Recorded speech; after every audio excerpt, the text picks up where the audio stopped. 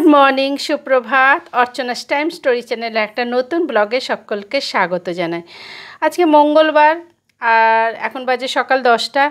তো আমি রেডি হয়ে গেছি। কোথায় না, মেয়ের সাথে আজকে বাইরে খেতে যাব। আজকে তার অফিস ছুটি নিয়েছে সে।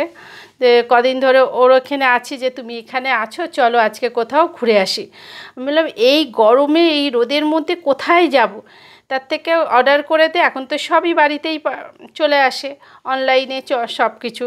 তো বাড়িতে অর্ডার করে দে, ঘরে বসেই খাবো। তো সে তো শুনবে না। এই যে আমার পাগল মেয়েটা, সেও রেডি হয়ে গেছে। তো এখন যাচ্ছি। বাইরে বেরোলে বুঝতে পারবো যে কতটা গরম। তো শুনবে না কিছুতেই। শেষ পর্যন্ত তার পাগলামিতে আমাকে সায় দিতে।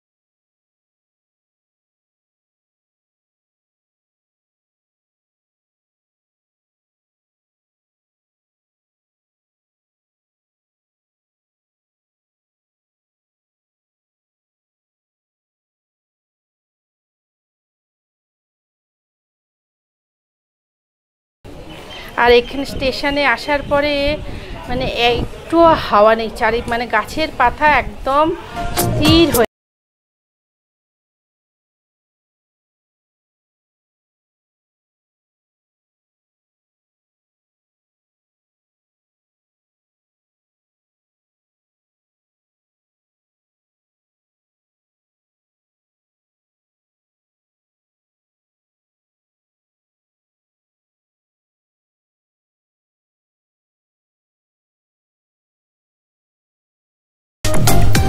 তো যাই হোক, এখান থেকে যেহেতু মানে এখান থেকে ট্রেনটা ছাড়ে, সেহেতু খুব একটা ভিড় থাকে না, বসার জায়গা পাওয়া যায়।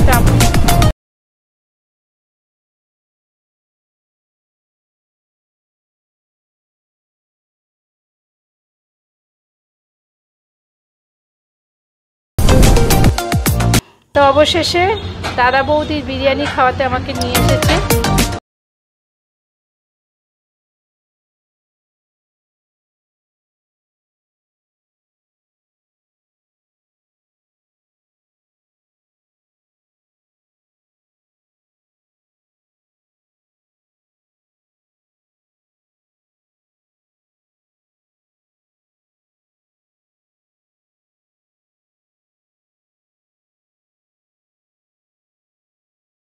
তো আমাদের বিরিয়ানি চলে এসেছে। তা আমি বলেছিলাম যে আমি এতটা পরিমাণে খেতে পারবো না, 1 প্লেট অর্ডার করবি, কেন 1 প্লেট অর্ডার।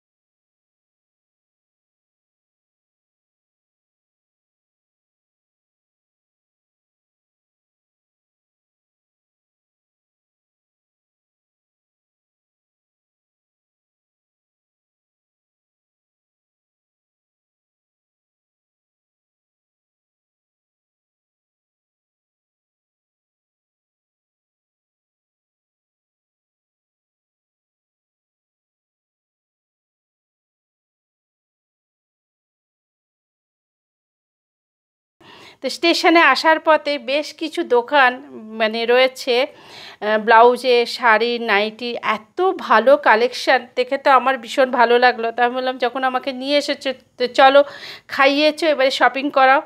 তো বেশ কয়েকটা মানে ব্লাউজগুলো দেখে আমার এত ভালো লেগেছে, এত ভালো ভালো ডিজাইন ছিল। তো বেশ কয়েকটা আমি কিনে ফেলেছি। তার সাথে নাইটিও অনেকগুলো কিনেছি আমি। আমি বললাম, খাওয়াতে নিয়ে এসছো, খাওয়া শপিং দুটো একসাথে আমাকে করাতে হবে। তো চলো, তো তোমাদের কি কি কিনেছি বাড়ি ফিরে গিয়ে দেখাবো। তবে তো অনেক কিছু শপিং হলো, এবারে ফেরার পালা।